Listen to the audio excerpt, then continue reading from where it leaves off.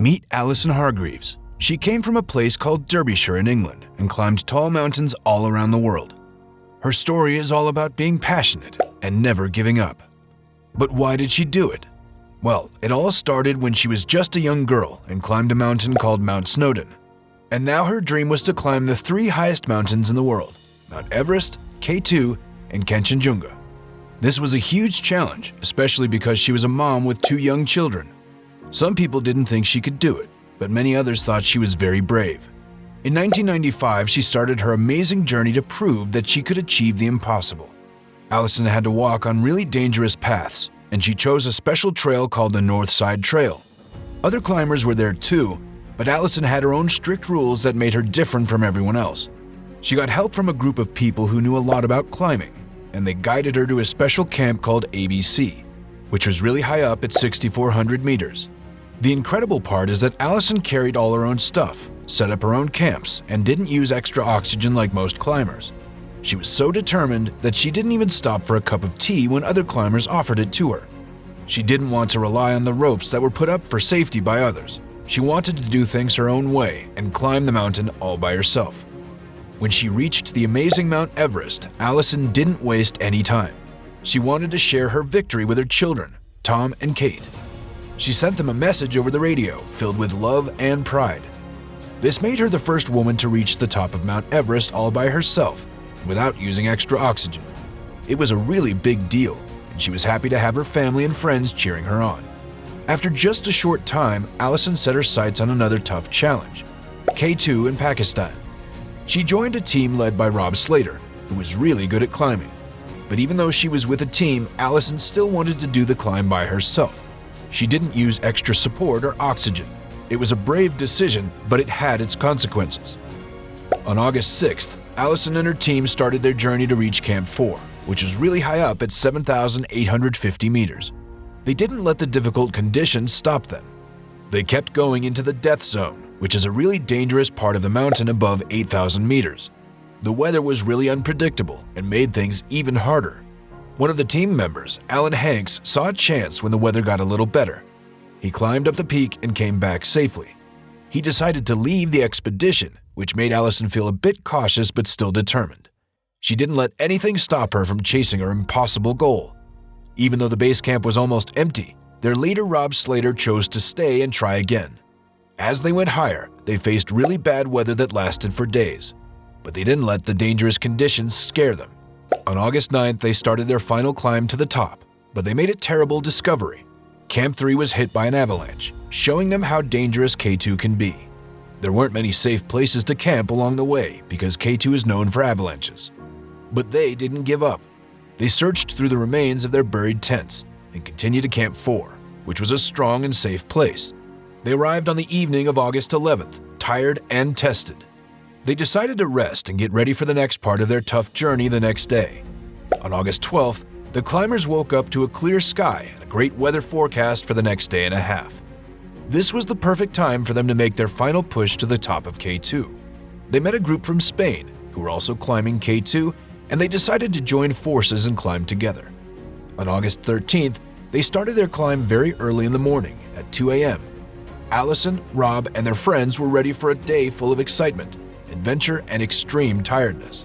But as they kept going, the mountain became even more difficult. 5 climbers had to make the tough decision to turn back even before reaching the most dangerous part called the bottleneck. There was a huge block of ice hanging overhead, and it could fall at any moment. One of the climbers who turned back was Peter Hillary, the son of Edmund Hillary, who was the first person to climb Mount Everest. Peter said he turned back because the weather was bad and it was too cold. He wanted to go down where it was safer and away from the dangerous parts of the mountain. Then, around 5 p.m., a big storm started. Strong winds, ranging from 80 to 100 kilometers per hour, made it a life-or-death struggle for Peter. He was coming down a really dangerous section called the Black Pyramid, which was full of cliffs. It was clear just how dangerous the mountain could be. While all this was happening on K2, there was another mountain nearby called Broad Peak.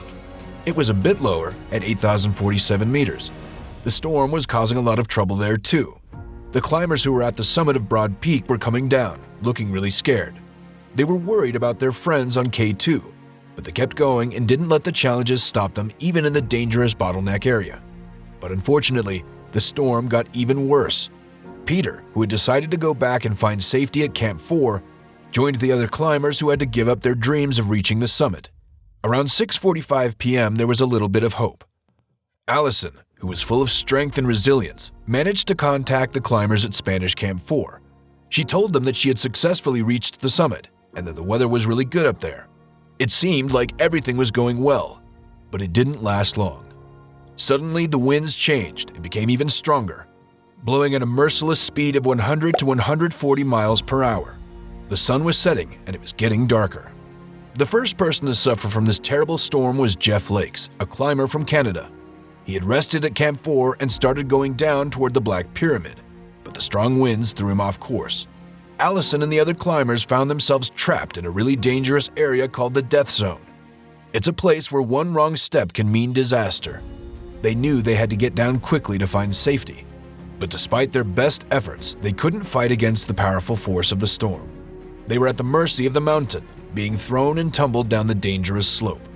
During the storm, many climbers lost their lives on K2, including 3 climbers from Spain, Javier Escartin, Javier Olivar, and Lorenzo Ortiz, Bruce Grant from New Zealand, Rob Slater from America, and the brave Allison Hargreaves. 2 days later, another climber named Jeff Lakes passed away due to exhaustion at Camp 2. On August 14th, the teammates of the Spanish climbers waited anxiously for their friends to come back safely. Sadly, they didn't know that the mountain had already claimed the lives of their companions. With heavy hearts, the Spanish team had to make the difficult decision to turn back, as it was getting late and the light was fading. Far below the summit of K2 near Camp 4, a heartbreaking discovery awaited them. They found a single boot with Allison Hargreaves' name on it.